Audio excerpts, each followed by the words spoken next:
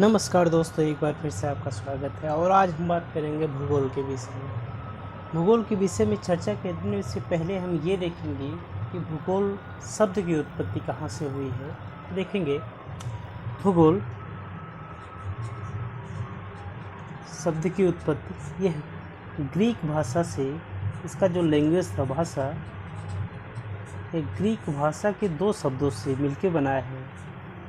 Greek एक है जियो और दूसरा है ग्रोफोस। तो जियो का अर्थ होता है पृथ्वी, जियो का अर्थ होता है पृथ्वी, और ग्रोफोस का अर्थ होता है वर्ल्ड। इस प्रकार हम कह सकते हैं कि भूगोल का अर्थ है पृथ्वी का वर्ल्ड, पृथ्वी का वर्ल्ड। अब इसमें अगर बात विश्व भूगोल की हो रही है, वर्ल्ड ज्योग्राफी की बात हो रही है, तो उसमें हम देखेंगे कि पूरे वर्ल्ड में जो पृथ्वी है उसके आंतरिक वायु संरचना में क्या चीज़ है, यानी कि पर्वत, पठार, नदी, झील, खाड़ियाँ, ये सारे का अध्ययन करेंगे। अगर बात हो रही थी भारत के परिप्रेक्ष्य में, तो हम भारत के परिप्रेक्ष्य में ये देखेंगे कि भारत के आसपास जो अवस्थित भूमि है उस पे देखेंगे कि क्या है, नदी है, झरने हैं, पठार है, उसके सेंस में बात होती है। तो भूगोल का बेसिकली जो वर्णन होता है वो होता है पृथ्वी का वर्णन। अब भूगोल को एक अलग जो अध्ययन के लिए बात की गई है, मतलब जो एक अलग से सब्जेक्ट के रूप में इसको डिफाइन किया गया है, उसको सबसे पहले इरेटोस्थनीज ने बताया है। इरेटोस्थनीज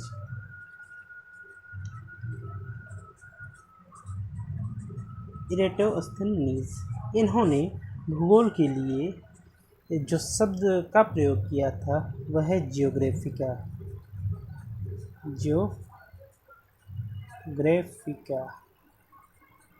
यहाँ देखेंगे भूगोल जो एक ग्रीक भाषा के जियो प्लस ग्रोफोस शब्द से मिलके बना है। जियो का अर्थ होता है पृथ्वी और ग्रोफोस का अर्थ होता है वर्णन करना। इस तरह भूगोल का अर्थ जो होता है पृथ्वी का वर्णन। अगर भारत के परिप्रेक्ष्य में बात हो रही है तो भारत के आसपास की जो भूमि है, भारत की जो भूमि है, पृथ्वी का एरिया है, उसमें हम देखेंगे कि कहाँ पे क्या है, नदी है, खाड़ियाँ, आंतरिक संरचना क्या, वायु संरचना क्या है, उस पर हम बात करेंगे। और इसको भूगोल को एक अलग सब्जेक्ट के रूप में जो मान्यता दिलाई है वो इरेटोस्थनीज थे। इन्होंने भूगोल के लिए जियोग्राफी का शब्द का प्रयोग किया और इसी के कारण इरेटोस्थनीज को फादर ऑफ ज्योग्राफी कहते हैं। फादर ऑफ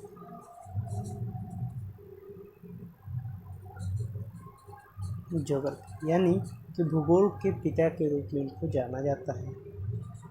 भूगोल के पिता, कहीं कहीं एग्जाम में ये पूछा जाता है कि फादर ऑफ ज्योग्राफी यानी कि भूगोल के पिता कौन है, तो हम एक चीज़ याद रखेंगे, वो इरेटोस्थनीज।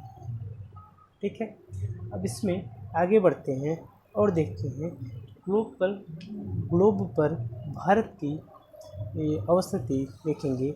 और आज जो टॉपिक होगी वो इंडियन ज्योग्राफी के विषय में होगी।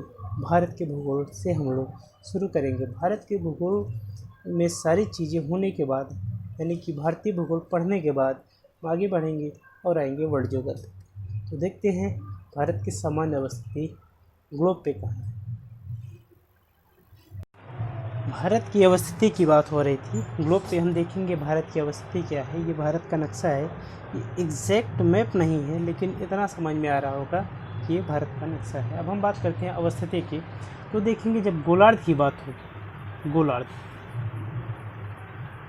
गोलार्ध पे देखेंगे एक्चुअली गोलार्ध होता क्या कि जो पूरा पृथ्वी का है ना, जैसे अगर ये पृथ्वी है, ये इस तरीके से, तो ये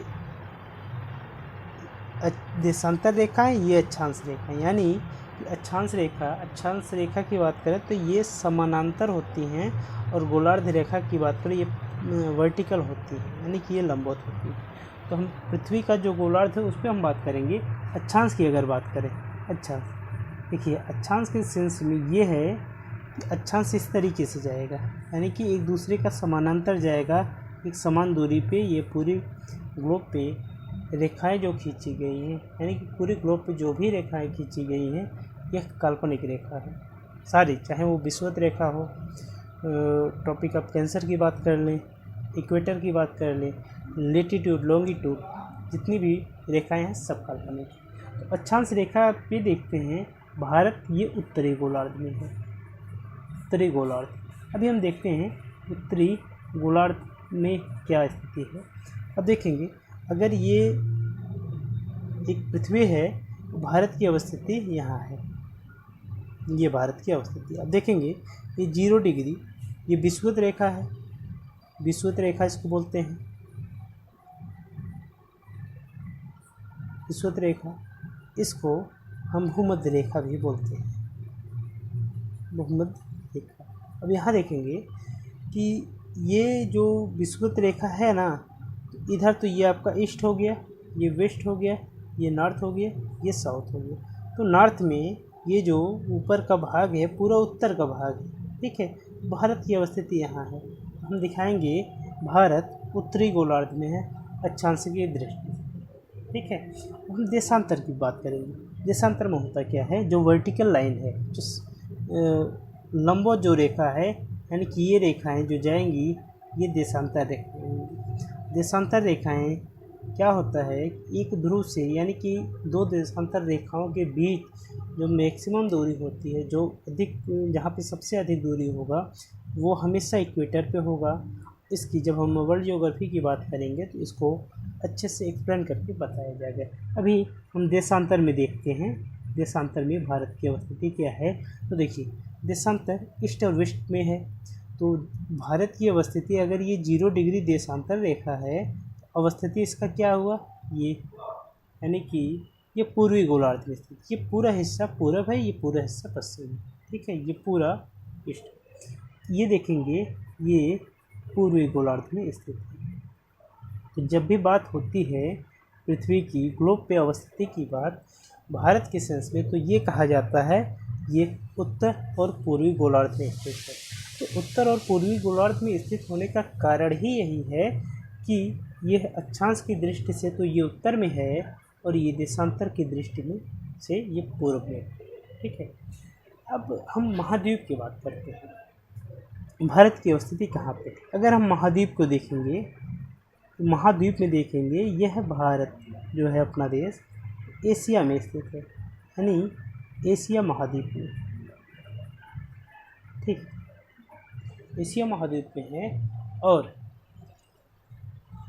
यह जब एशिया की भी बात होगी तो यह दक्षिण एशिया में, ठीक है, दक्षिण एशिया में है।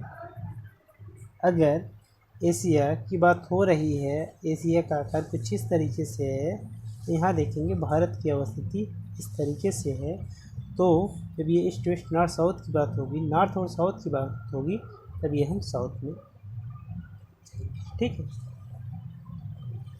तो ये महाद्वीप की बात हो रही तो एशिया महाद्वीप में है, और एशिया महाद्वीप की बात हो रही तो हम दक्षिण एशिया में है। गोलार्ध की बात हो चुकी है। ये अक्षांश रेखा की दृष्टि से देखें तो यह उत्तरी गोलार्ध में स्थित है, और देशांतर रेखा की बात करें तो यह पूर्वी गोलार्ध में स्थित है। तो हम ये कहते हैं भारत उत्तर पूर्वी गोलार्ध में स्थित है। अब इतना तो समझ में आ गया होगा कि उत्तर और पूर्वी गोलार्ध में स्थित क्यों है, ठीक है। अब हम बात करते हैं कि भूमध्य रेखा। देखिए भूमध्य रेखा ये भारत के दक्षिण में नीचे है, वहाँ से जो भूमध्य रेखा से भारत की अवस्थिति है, भूमध्य रेखा से वह है 876 किलोमीटर है। भूमध्य रेखा से 876 किलोमीटर दूर है भारत, और यह भारत के दक्षिण में है, ठीक। इक्वेटर 0 डिग्री जो है अक्षांश रेखा, ये देखिए ये 0 डिग्री अक्षांश रेखा है, और ये है दक्षिण में है भारत के। तो यहाँ से जो ये दूरी है ना, ये 876 किलोमीटर, ठीक है। और इसके साथ ये वीडियो यहीं तक का है। कल हम बात करेंगे भारत के नामकरण के विषय में। नामकरण के जैसे हिंदुस्तान है, इंडिया है, भारत है, तो ये नाम कहाँ से आए हैं, किसने दिया है और हमारे पास इसके साक्ष्य क्या हैं। जैसा कि आप जानते हैं भारत को बहुत नामों से जाना जाता है, तो हम विथ प्रूफ प्रमाण के साथ देखेंगे कि भारत अगर कहा गया है तो कहाँ गया है। ऋग्वेद में कहा गया है तो ऋग्वेद में कहाँ गया है, वो सारी चर्चा हम कल करेंगे तो नेक्स्ट वीडियो में। ओके, ठीक है।